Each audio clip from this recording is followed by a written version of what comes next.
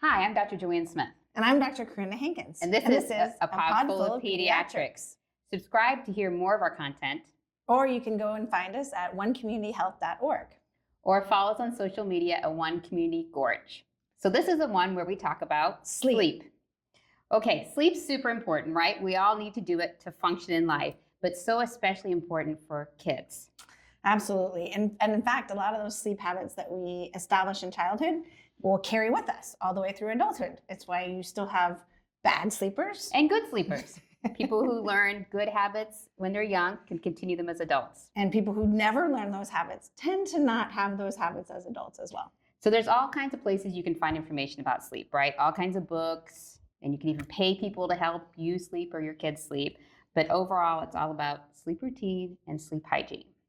And it is so important to remember that that actually starts in the newborn age, right when you bring the child home from the hospital, and to recognize that newborns don't sleep. No, they do. They sleep in small little cat naps. That's right. Which is interesting that we call them cat naps because I feel like babies sleep more than cats do. Yeah. In a little bit. Yeah. Increments. But they are tiny baby naps, and those typically happen like every 2 to 3 hours, and they don't happen for very long. And consequently, parents also have to sleep in cat naps, which means that you have pretty tired parents. Yeah, and that's totally normal for the first 4 to 6 weeks is that babies are not going to sleep much. Therefore, as parents, you don't sleep much and you don't remember much of it.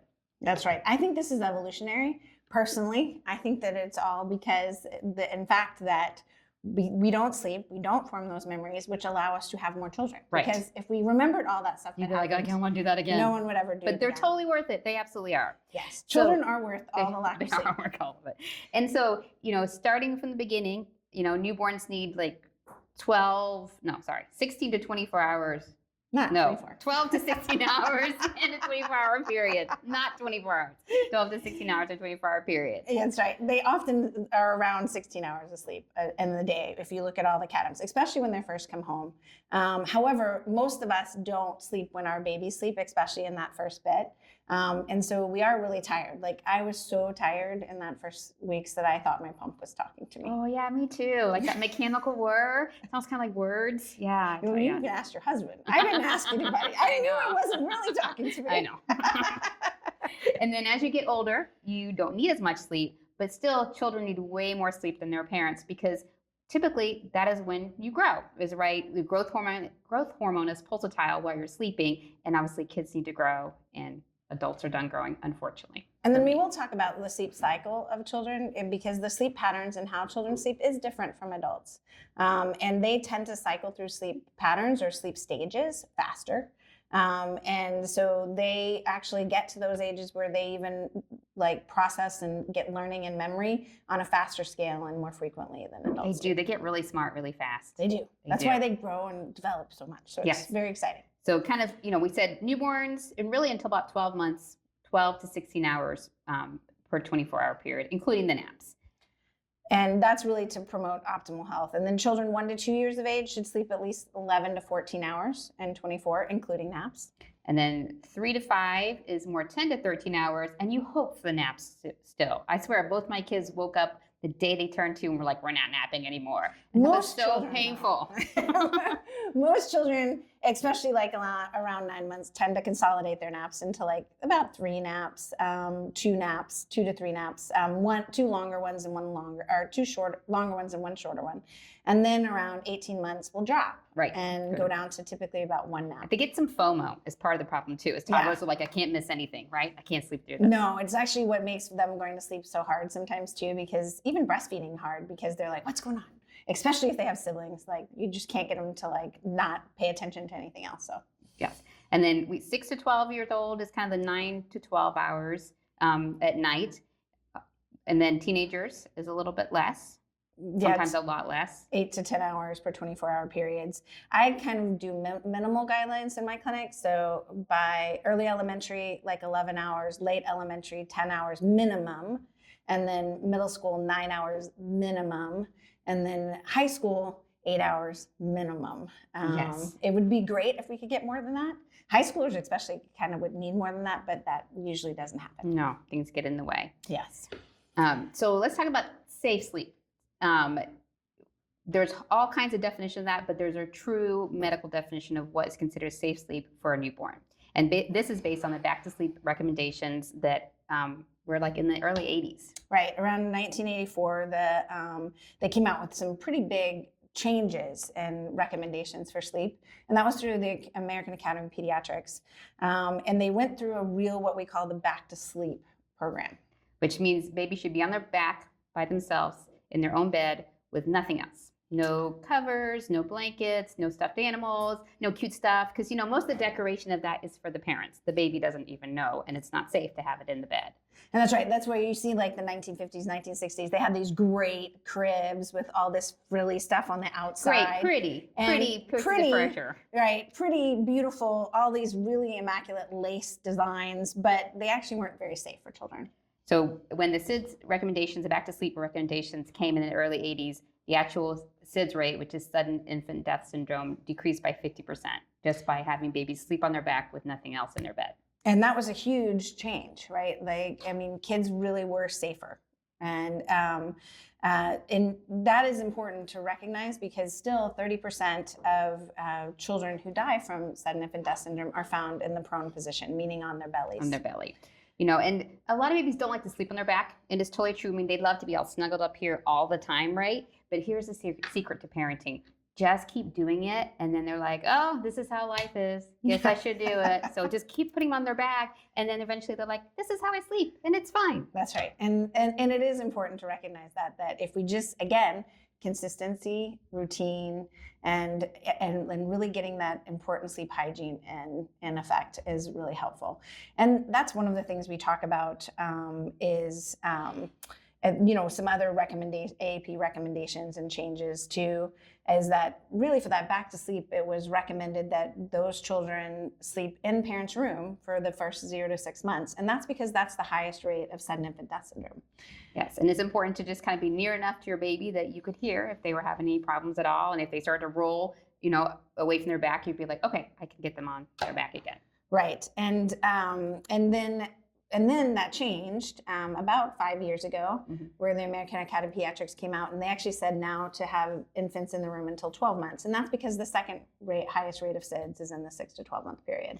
But that's a super stressful time sometimes to have a baby in the same room, because absolutely. They know you're there and they really want to be with you. Yes. And they can smell you. They can see you usually.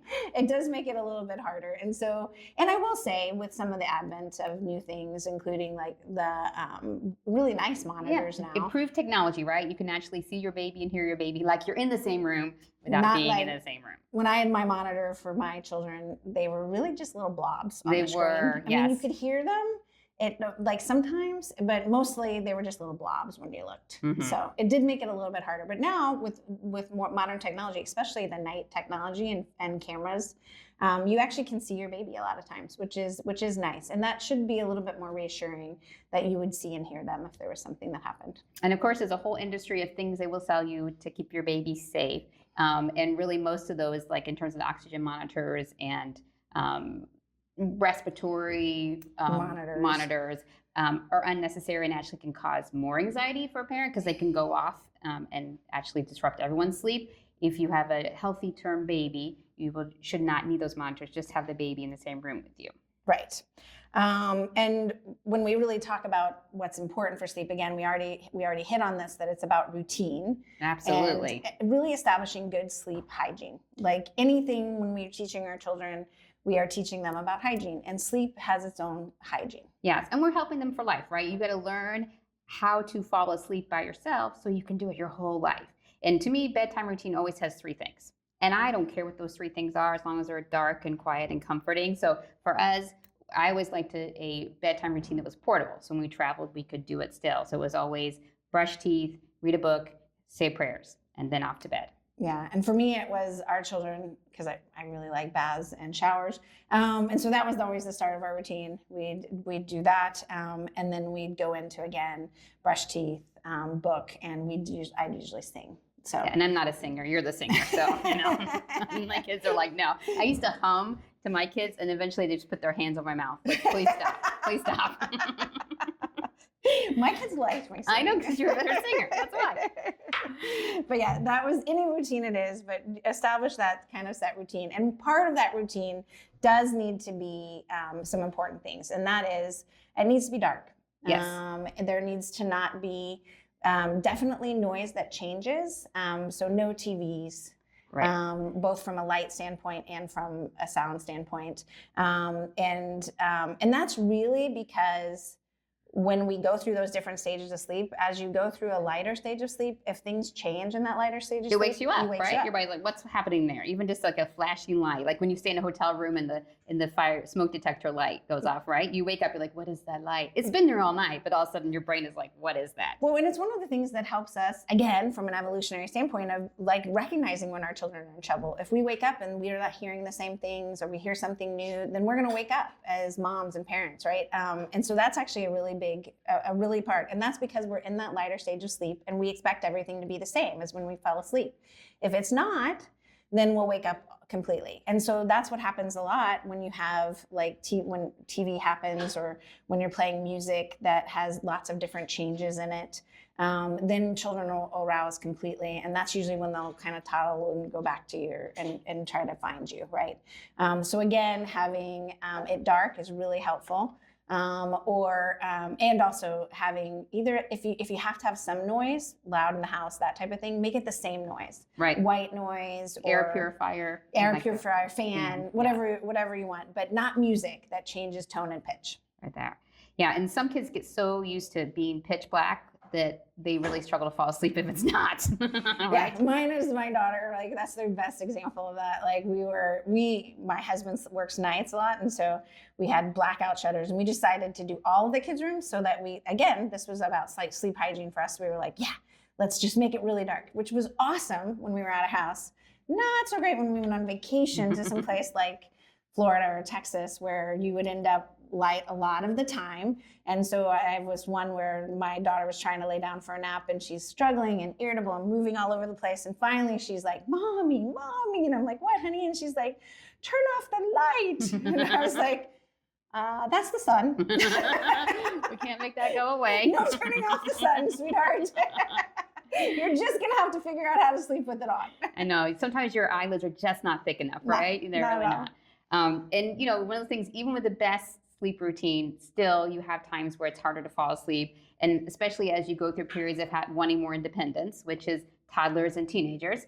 They both struggle with falling asleep, and some kids it doesn't bother; they can still fall asleep the same routine. Some kids are just going to push the limit. I had one of those toddlers that the routine was all the same, but as soon as we moved them from the crib to the toddler bed, they knew they could get out, and you put them to bed, and then all of a sudden the door would open back up, and there they were. And so what we did, my husband and I, for like forever, I mean, it probably was like 4 weeks, but it felt like 4 years, is after we put him to bed, we'd sit outside the door, and we would hear him come out of the bed, his little feet run across the floor. He would try the door handle, and we'd say, go back to bed. And then he'd run back to the bed. 30 seconds later, run over, try the door handle, and forever we just would sit there, go back to bed. And eventually he learned that he just needed to stay in bed. Right. And again, it was about consistency, right? So we can't emphasize that importance enough when you're really trying to help your children sleep. You want a consistent routine and really good sleep hygiene. For sure. And then adolescence are the other time you start having some independence, and also you're physiologically changed, right? Puberty does change you. Yeah. And the melatonin, which is the natural hormone that comes a couple hours after it starts to get dark, and it's the hormone that helps your body fall asleep, will come at a later time in the night for adolescents than it will for younger children. So adolescents really would like to stay up and sleep in, but that's not what can really happen. And some of that is genetic. There are definite genetic propensities, and it's carried in families where they would rather be a later sleeper, like go to sleep late. I'm actually very much that way. I always studied best and work best from 9 to 1 a.m. type thing. And that would always be my best thing. But then I need to sleep in. And unfortunately, life. No, you got to get up. You got to get up. Yes. Not very many jobs, lifestyles where you can sleep in. Right. And that's, unfortunately, my children have similar genetics. But again, if you establish that good sleep hygiene, then hopefully that will help them throughout their life manage the situations where they still have to get up earlier and so need to go to sleep earlier. And so often common too for kids, especially babies, to wake up during the night. And some of that is at the beginning because they need to eat, right? They don't weigh enough for their blood sugar to last long enough. And so they have to wake every 3 to 4 hours to eat. But then as they gain weight, they can go longer between and feeds. breastfed babies often wake even every 2 hours to eat, especially as they first come home. But there are some things that you can do even for babies to help like establish a good healthy sleep routine right when you come home. And one of them is, again, very hard for me, but and I'll admit it, is trying not to feed them to sleep. Right. So it was one of the most special times, and especially with me working, I really loved breastfeeding my babies and especially breastfeeding them to sleep. But it actually isn't as good for their sleep cycle. And so trying to breastfeed and then right as they're kind of getting ready to fall asleep. Yes, into a little milk coma where they do a little head bob. Head bobs. Then kind of take them, put them on their back in a bassinet, like again in a cooler environment. So again, you don't want your house to be too hot or too cold, and they should be about one layer more than you're comfortable in.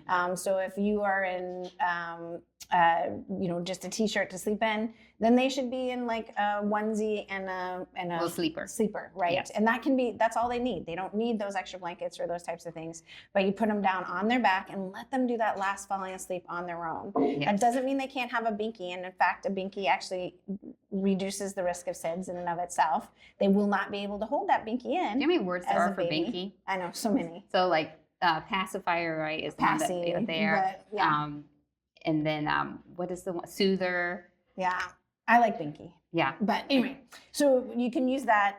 They'll probably put it out, and you don't have to force it. But if they do want to suck, that can actually get them that last part to sleep. So and I always remind parents that they have more to offer than just food, right? That's right. Like as you make that transition, like from feeding them, and you're like they're not all the way asleep yet, and put them in the bed. Just sing to them or hum or talk, and just put a hand upon them and help them feel soothed without actually having to eat. Right. And again, this happens right from when you come home. This is the first thing you can do. But let's say you didn't do that. Didn't you do that? Let's say it's like me. And instead you breastfed your baby to sleep. And then at 6 months, you're like, I really need to get some actual sleep, and my baby needs to sleep through the night now. So what do we say for those? Sleep training, no sleep training? Well, to me, the word sleep training is exactly what it is, right? It's just teaching your kid how to do something. And we teach them how to ride bikes. We teach them how to swim. We sometimes need to teach them how to sleep, especially if they haven't just naturally absorbed that pattern. Right, exactly. And that's actually, there's, again, a ton of different books about this. Yes, there are. The it's a oldest big moneymaker because, parents really want to go to sleep. They really want to go to sleep. So, but one of the oldest books was Ferber. Yes. And he came out with what we call the full extinction method, which is just let them cry it out. You put them in their own bed, let them cry. And it actually is the fastest, right? Like if you have a child who's not sleeping, you put them in their crib, lay them down on their back, just let them cry themselves out. It's fast. And they will be safe, right? Yeah. They're going to be fine, but you have to be the right kind of personality to be okay with that because it is sometimes really hard, and depending on the quality of your baby's cry, sometimes impossible to just let them cry. And it can be, and it also is really dependent on the parents, right? If they can't do that full extinction because they just feel too bad about it. And I will say, it was hard for me. I actually went with like a slightly different one because I'm a total nerd, like we've established in previous podcasts. I liked this book called Healthy Sleep Habits, Happy Child. And it was actually by this Dr. Weisbluth, who was one of the first pediatric sleep medicine doctors.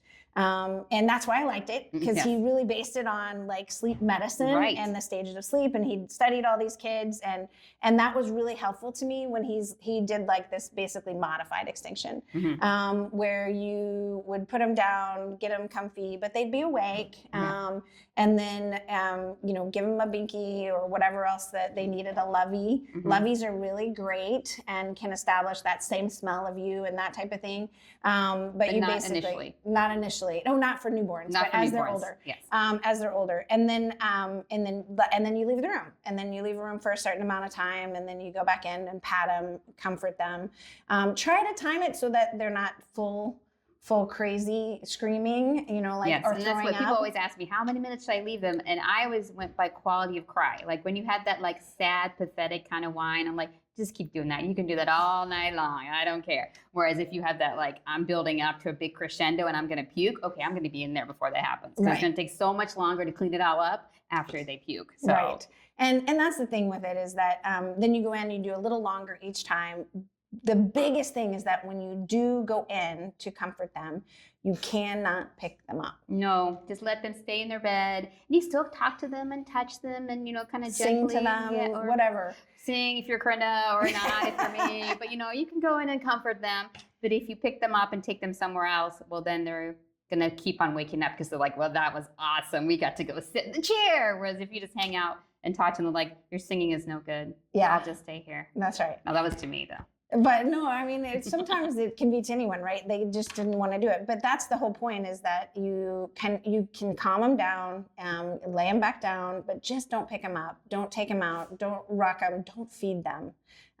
Because again, they will be expecting that every time afterwards. Mm-hmm. Babies are smart. They are smart. Kids are smart. And the thing to remember is that kids after about 6 months do not need to eat through the night. No. They are usually at a state, and again, healthy term infants who have been fed well, like, are usually happy, pretty chubby babies by that time. And they can totally go through at least 8 hours without sleeping.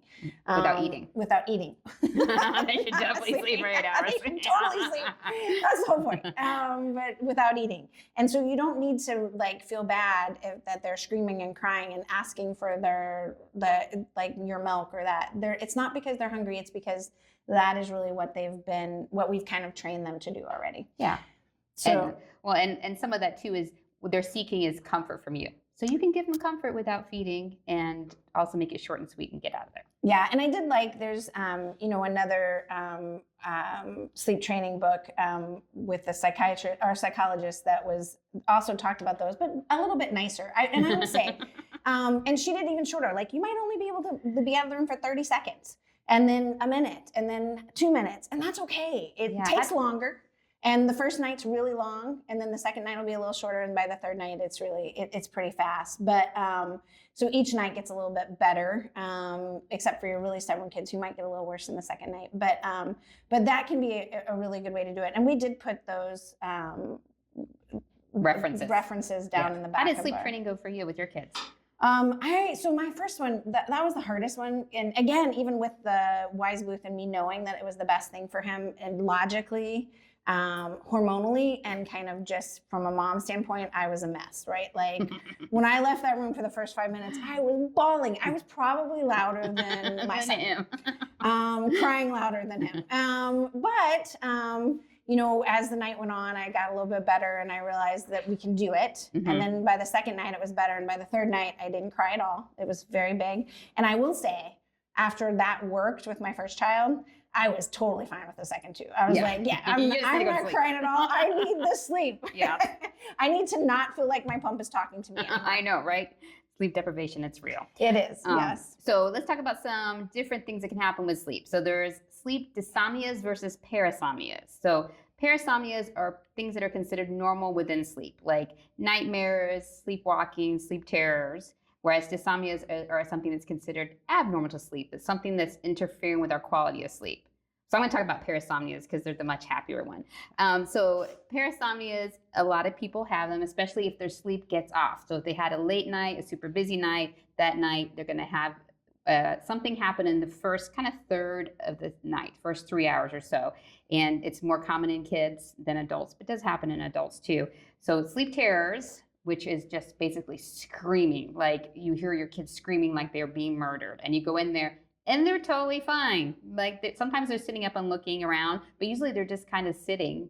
Yeah, screaming. And they won't actually be able to see you or recognize you. They won't really talk to you. They're really not there. They're still asleep.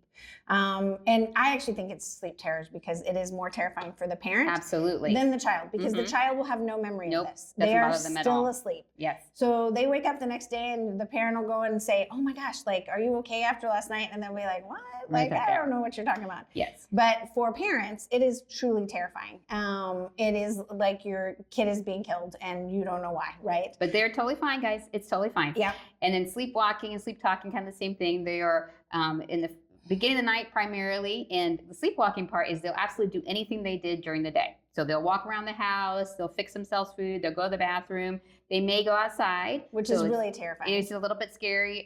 So you need to have some kind of system if your kid is a sleepwalker that you know they're leaving the house. So either a little alarm on the door or some kind of lock you use just at night so that they won't think about it while they were asleep, because they never use that lock. What was one of your patients? Yeah, so one patient, the parents got a phone call from their neighbors because the kid went over the next door and set off their Ring door camera because he was on their front porch ringing their doorbell to have his friend come out to play. While he's asleep. At like midnight, while he's asleep and not really there at all. It always makes me like, can you imagine like looking at that Ring camera and seeing this child? It's like, why is my neighbor here? It's like when your toddler like first wakes up and decides to come into your room, and then they just stand beside your bed and stare at you until you wake up. Spooky, and then you're like, right? Yeah, it is kind of like they're like in a different world, and you're like, where are you? It's very scary. Yeah. So that's sleep talking, terrors, all that, and then nightmares is another part of parasomnias that can be a little scary to the kid, but it's also just a normal part of sleep as your body is processing memories.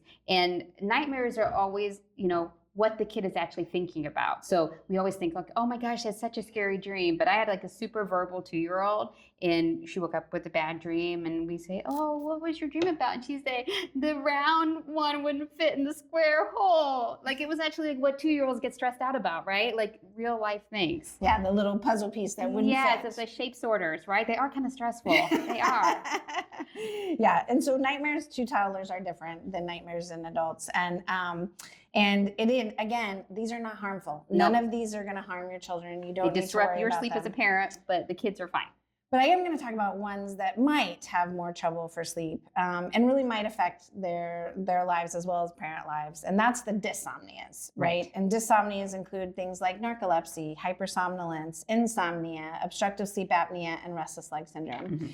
And these are ones where you do want to talk to your doctor about it, about those things that might be really hampering your child's sleep, because one, these are things that really should be diagnosed, and then there are things that we can do to help. Yes. Some of that diagnosis is often more of a sleep study, but some of it can be more clinical.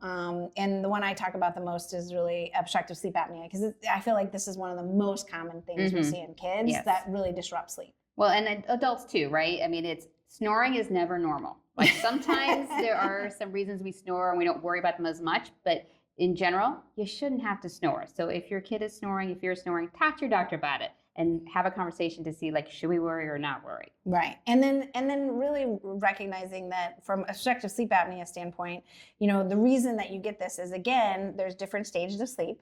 And our body actually acts different in different stages of sleep. So as you get into the deep sleep, we actually kind of lose a lot of muscle tone. And that deep sleep is really important for things like attention, learning and memory, and feeling rested. But if you are losing that tone at that time, and then you have lots of stuff in your airway, like say big tonsils and big adenoids, which is the most common thing in kids, or a lot of snot from being sick, then as that airway gets more floppy, you actually obstruct your airway. And that's what children are doing. They're actually obstructing. They're desatting a little bit. Which means their oxygen level's going down. Right, oxygen level goes down. But the cool thing about the kid brain is that it tells them. They're like, hey, that is bad. Like, stop that. And so it wakes the child up. Yes. And so they stay safe. And in general, they actually stay safe through all of those things.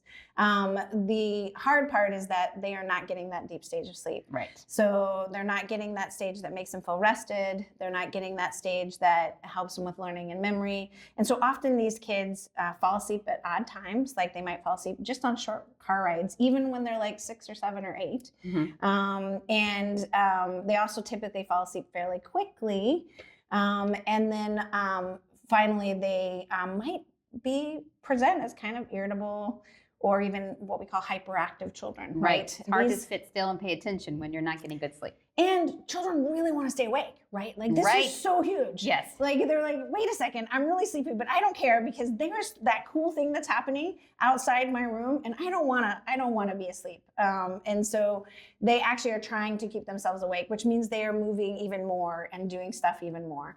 So again, all of that can look like hyperactivity and even attention deficit disorder, but it may just be that they are obstructing and that they truly have obstructive sleep apnea. And talking to your doctor about it, getting that referral to the ear, nose, and throat doctor and or for a sleep study can be super helpful. Yes. And so, and insomnia, right, is considered a dysomnia, which means like something that's really messing with your sleep quality. And it's potentially an inherited thing. I think it runs in families, but also it's a part of our society now. Like there's a lot more anxiety in general. And some of us have had it for a long time. Some of us have had it for a short time. And teenagers, it's more common to appear in those adolescent years because, again, we're trying to make them go to sleep sooner than their bodies would naturally want to go to sleep. Right.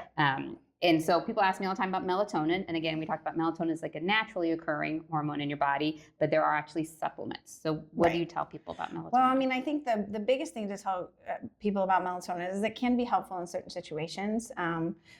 Especially in children with autism or attention deficit, they've actually been proven to be helpful. But there's a few things that I talk about, and that's that they are not FDA approved. Right. So there can be, you'll see supplements, a whole line of melatonin, right? All these different dosage, all these different types, from gummies to tablets to little strips or whatever, right? They don't always have the amount in them that they say they have. Yeah. And so I tend to err on the side of lower dosage in children. And really there's no proven benefit higher than 3 to 6 milligrams ever. In any adult or child. And so I typically go 3 or less. 3 milligrams or less. Yeah. And you can look for ones that have like a third-party certification, like USP is a company that like actually tests the herbal medicines to make sure that they have what they say they have in there. So that's what you kind of want to look for, one that says that on there. The other part about melatonin as a natural hormone, or if you take the supplement, is that's deactivated by light. So if you do take it, or you had your kids take it, they need to stay in a dark room after they take it for like take a half hour before you sleep, 20, 30 minutes. Otherwise, it's just a waste of time to give it. And also, they need at least 4 hours left. So don't give it because their child hasn't gone to sleep and it's like 4 a.m. and you're like, oh my gosh, I need to give melatonin now. Because it does have an effect of making them more sleepy if they don't have enough time to sleep. And that'll make your morning really kind of rough if you had to give that. Even rougher than the not sleeping all night. Right, so, yeah. For sure. So that is important with it. Yeah. And then how about any differences in sleep based on cultures? Yes. And that's what we need to think about, different families sleep in different ways based on resources, right? There's a lot of places in the world where not everyone can have their own bed or have a bed at all. And so, ideally a baby would sleep by themselves on their back. That's the safest way to sleep. And part of it is in our culture, we like comfy beds. Yeah. Like soft, smushy mattresses, big duvet, soft pillows, all of that is unsafe for a baby. Right. And so, I always talk about my mom because she was like one of 8. She was the oldest of 8. So she never had her own bed to sleep. And I actually think it's the reason that she co-slept with us, because that was her, she literally left home and married my father within 6 months. And so she never spent any time in her own bed by herself. Right. She's like, I don't know how to do that. She never learned how to sleep by herself, right? So they're still married, so still not sleeping by herself. And that's the thing, is that there are, these cultural differences are pretty big. But one of the biggest differences is that we like our comfy, in the United States, is that we like our comfy beds. And so if you are going to kind of follow that pathway, then you really want to recognize that in those cultures where they did it, they didn't have like super comfy beds with lots of blankets and pillows and like everything on it. And those are the things that can be dangerous. Also, super important that, and one of the biggest reasons that co-sleeping is dangerous is that often we're too tired. Right? So if we're exhausted and we're co-sleeping, we might not recognize that we rolled over, right? If we smoke, the increased risk of suffocation and sudden death and death syndrome for parents who smoke is actually a real thing. Adults have bad obstructive sleep apnea. They do, right? And they're not going to be awake enough to notice their kids, or if you use any substances that might make you more sleepy, right? Alcohol or drugs. And so all of those things, if we're doing any of that, or if we like that big, comfy, like huge pillow top duvet, pillow top mattress, don't put your child in that bed. Okay. And so those are all things that are important to remember, even if culturally you decide to do something different than what is recommended, which is the back to sleep. Yeah. So to sum it all up, important part is get a routine for yourself and your children and have good sleep hygiene. Yes, good sleep hygiene, good safe sleep hygiene. And I think that's really important too, is just recognizing that we want good safe sleep hygiene for our children to make sure that they stay happy, healthy, and continue to not have bad, horrible sleep habits like me. So. That's right. Okay, I'm Dr. Joanne Smith. And I'm Dr. Corinna Hankins. And this is a pod full of pediatrics. Subscribe to follow more of our content. And we hope that this helps you keep your child safe, happy, and healthy.